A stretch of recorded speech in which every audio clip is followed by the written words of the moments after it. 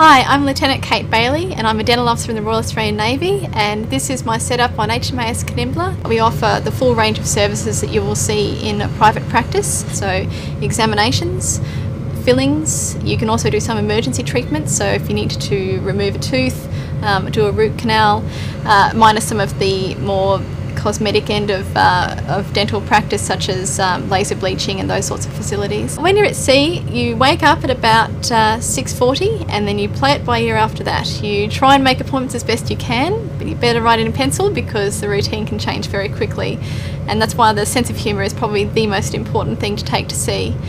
We did come up with a slogan, which is our official one for the dental branch in the Royal Australian Navy. It is fit to bite, fit to fight.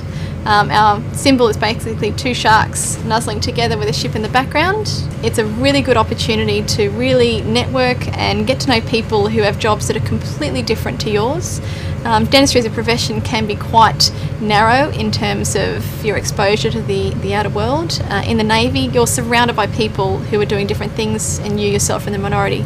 They're curious about you, they want to get to know you, and it's really important you get to know them because they're the people who you'll be going out ashore and having a really great time when you're alongside.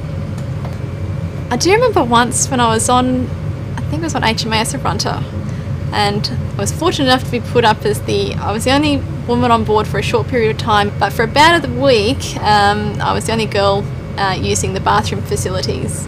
But the amusing part was if I'd be in there brushing my teeth, everyone would be trying to brush their teeth longer than I was, and unfortunately as a woman we have quite an extensive routine when we're getting ready to go to bed, and so they were brushing their teeth for a long time.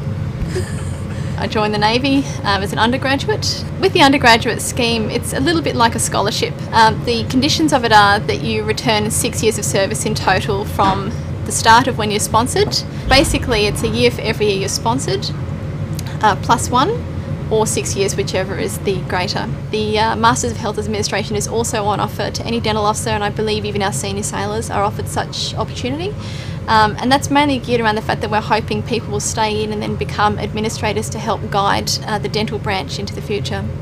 Basically, you just enjoy the camaraderie, the fact that you have great times ashore, there are people who are going to watch your back, and you tend to bump into those people time and time again throughout your career. And I love the fact that in my job, I can remain focused on the services I provide my patients, providing a quality service that people enjoy, service with a smile, I guess you could say, and I can focus on that without having to worry about a bottom line or a profit. So there's certainly something you can focus on, your techniques, your quality of work and your rapport with your patients, without having money becoming a real problem in that relationship.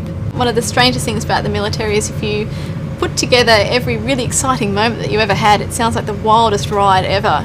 However, for every really awesome, outstanding experience in the Navy, you're going to have plenty of days at sea where there's not a whole lot going on. But then, only a few days ago, and then you have another really great experience. So yeah, I don't regret the decision, and it is quite exciting telling people about the different things that you do, which is going to be quite different from what they're doing.